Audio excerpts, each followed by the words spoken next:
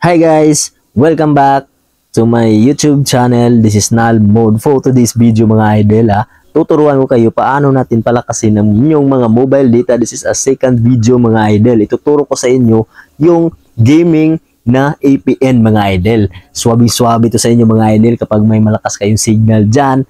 Kapag kayo ay naglalaro ng mga online games mga idol.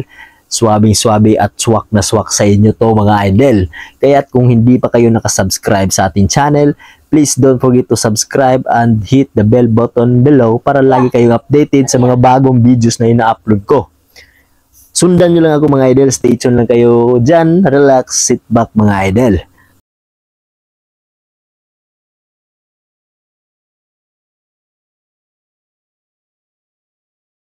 Una mga idol, punta kayo, alam nyo naman na mga idol kung paano pumunta sa ating mga settings sa mobile data para ma-set up natin ang inyong mga APN mga idol.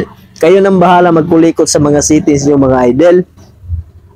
Una, punta kayo sa inyong mga mobile data, sa inyong settings, may iba't iba tayong format.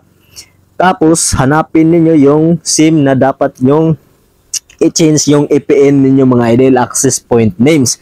Sa akin mga idol dito, tapos plus button lang, mag-add lang tayo mga idol ng isa. Sundan nyo lang ako mga idol kung anong ilalagay ko dito.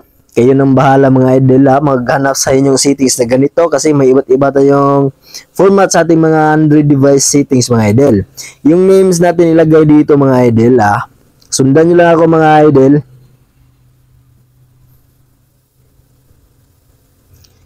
Ito yung ilagay natin mga idol. Napaka basic mga idol.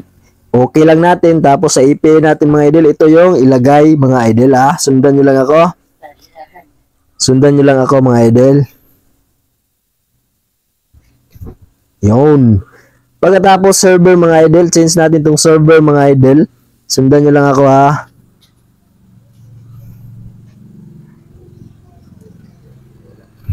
Cloudflare.com. Pang gaming to na APN mga idol. Authentication tayo mga idol. Punta tayo sa baba. POP. Change to POP mga idol. APN protocol. IPv4, IPv6. Tapos yung bearer naka-unspecified mga idol. Tapos pagkatapos yung mag-set up nito mga idol, napaka-basic lang unang gawin natin. Ang pangalawang gawin natin mga idol, hanapin niyo yung save settings para ma-save yung ating ginagawang set up settings sa ating mga APN. Punta lang kayo sa settings tapos save nyo mga idol. Pag gumamit na kayo mga idol, change nyo lang to kung ano yung nilagay nyo. Nilagay natin yung Cloudflare APN. Pag nag-check na yan, mag-refresh yan ng yung signal sign sa ating mga mobile data mga idol. Yun yung nakita nyo pag nag-refresh na, meaning nag-change na siya mga idol ng server. Ganun yun mga idol.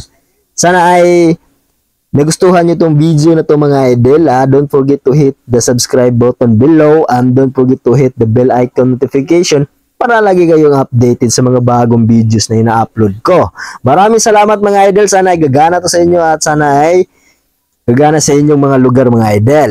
God bless all.